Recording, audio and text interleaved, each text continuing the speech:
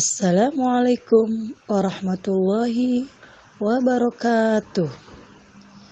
Marilah kita simak cerita kisah Nabi Muhammad Sallallahu Alaihi Wasallam. Dikala umat manusia dalam kegelapan dan kehilangan pegangan hidup, lahirlah Nabi Muhammad Sallallahu Alaihi Wasallam dari keluarga yang sederhana di kota Mekah yang kelak akan membawa perubahan sangat besar bagi sejarah peradaban dunia.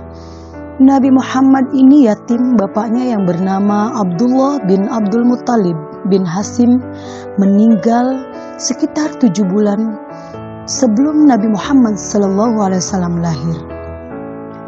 Kehadiran bayi Nabi Muhammad SAW itu disambut oleh datuknya Abdul Muttalib bin Hashim bin Abdi Manaf dengan penuh kasih sayang, dan kemudian Nabi Muhammad SAW dibawa ke kaki Ka'bah. Di tempat suci inilah sang bayi itu diberi nama Ahmad atau Muhammad, suatu nama yang belum pernah ada sebelumnya.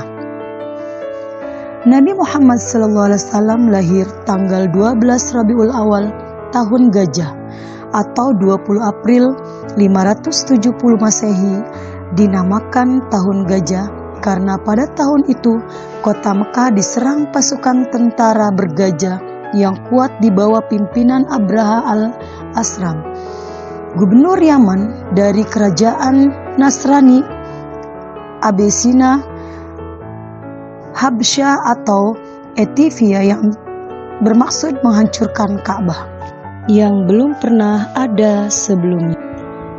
Nabi Muhammad SAW merupakan putra pasangan Abdullah bin Abdul Muttalib dan Aminah binti Wahab.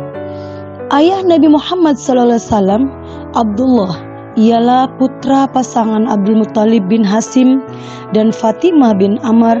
Abdullah adalah saudara kandung Abu Talib al-Az-Zubair.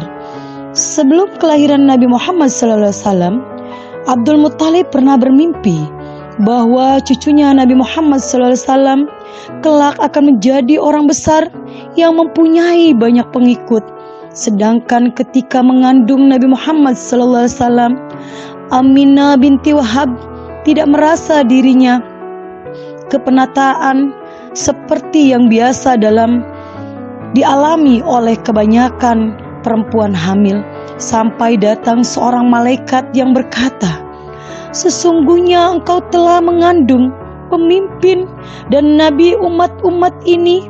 Dan yang demikian itu menjadi pada hari Senin. Kemudian malaikat itu datang lagi dan berkata, "Katakanlah wahai Aminah, aku memohon perlindungan kepada Allah yang Maha Esa untuk anakku ini dari kejahatan semua yang dimiliki rasa hasad." Lalu Aminah diperintahkan untuk memberi nama anaknya yang akan dilahirkan itu Ahmad.